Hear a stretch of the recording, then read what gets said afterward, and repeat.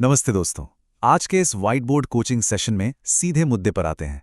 आज हम जिस टॉपिक को डिकोड करने वाले हैं ना, वो सिर्फ नंबर्स, सैलरी या बैंक बैलेंस के बारे में नहीं है।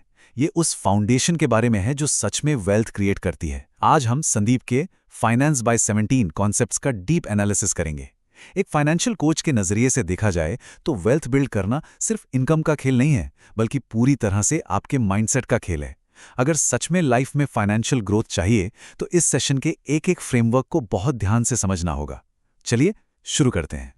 सोचिए जरा, क्या कभी आपने ये नोटिस किया है कि कुछ लोग बहुत ज्यादा कमाने के बाद भी फाइनेंशियली हमेशा वीक क्यों रहते हैं?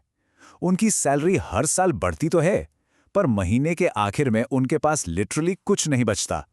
और वहीं दूसरी तरफ कुछ ऐसे लोग भी हैं जो लिमिटेड इनकम होने के बावजूद धीरे धीरे अच्छी खासी वेल्थ क्रिएट कर लेते हैं और फाइनेंशियली आजाद हो जाते हैं। ऐसा क्यों होता है? आखिर इस फाइनेंशियल डिस्पैरिटी का रूट कॉज क्या है? आज हम इसी एग्जैक्ट प्रॉब्लम का डायग्नोसिस करने वाले हैं।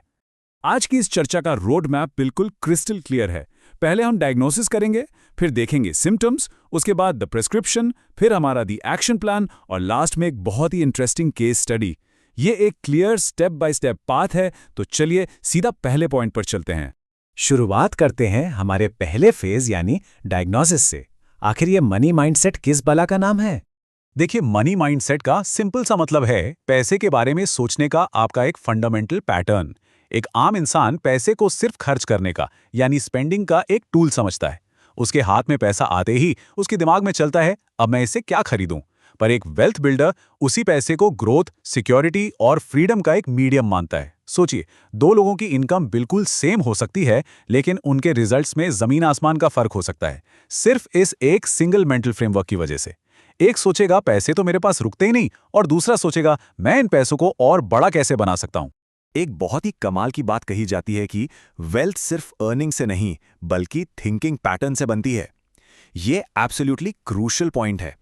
हमारा माइंडसेट हमारे हर एक फाइनेंशियल डिसीजन को कंट्रोल करता है। हम पैसे सेव करेंगे या नहीं, उन्हें इन्वेस्ट करेंगे या नहीं, या कैलकुलेटेड रिस्क्स लेंगे या नहीं, ये सब एक्चुअली हमारी सैलरी डिसाइड नहीं करती, हमारा थिंकिंग पैटर्न डिसाइड करता है। अगर सोच वीक है ना, तो हाई इनकम भी कंप्लीटली वेस्ट हो जाएगी। तो चलिए आगे बढ़ते हैं द सिम्टम्स की तरफ। एक वीक माइंडसेट आखिर दिखता कैसा है? एक फाइनेंशियल कोच होने के नाते ये बहुत जरूरी है कि हम उन क्लिनिकल रेड फ्लैग्स को पहचानें जो आपको फाइनेंशियली आगे बढ़ने नहीं देते। अब मैं कुछ रेड फ्लैग्स बताने वाला हूं, थोड़ा ध्यान से सुनकर सेल्फ रिफ्लेक्ट कीजिएगा। पहला साइन, हर वक्त पैसे की शॉर्टेज फील होना। थोड़ा सा भी पैसा आते ही लगना कि ये तो बस खर्च होने के लिए ही आया है। दूसरा साइन, सेविंग को पूरी तरह से अवॉइड करना, ये सोचकर कि जिंदगी तो आज जीनी है। तीसरा साइन, इंपल्सिव स्पेंडिंग करना, जो पसंद आया तुरंत बिना सोचे ईएमआई पर उठा लिया। चौथा, हर तरह के इन्वेस्टमेंट से डरना। और आखिरी, फाइनेंशियल नॉलेज छुपाना और पैसे के बारे में ओपनली बात करने से कतराना। अगर इनमें से एक भी आदत जानी पहचानी लग रही है, तो ठीक यही वो हैबिट्स हैं जो हाई इनकम के बावजूद लोगों को फाइनेंशियली स्टक रखती हैं। सिम्टम्स तो पता चल गए, अब आते हैं द प्रिस्क्रिप्शन पर। System versus emotions. अब हम देखेंगे कि एक हेल्दी फाइनेंशियल माइंड आखिर काम कैसे करता है। होता क्या है ना, जिन लोगों का मनी माइंडसेट स्ट्रांग होता है, वो पैसे को इमोशंस के हिसाब से हैंडल नहीं करते, वो उसे सिस्टम्स के थ्रू हैंडल करते हैं। सैलरी आई और खुशी के मारे सीधा शॉपिंग करने निकल गए? बिल्कुल नहीं। वो शॉर्ट टर्म प्लेजर से ज्यादा लॉन्ग टर्म फ्रीडम को वैल्यू देते हैं। इसका सीधा सा मतलब यह है कि एक सक्सेसफुल इंसान सिस्टम के हिसाब से पहले सेव और इन्वेस्ट करता है, और फिर जो बचता है उसमें से खर्च करता है। उनके लिए पैसा दिखावे का या स्टेटस सिंबल नहीं है, बल्कि एक बहुत बड़ी रिस्पॉन्सिबिलिटी है। तो ठीक है, सिस्टम समझ लिया। अब बात करते हैं दी एक्शन प्लान की।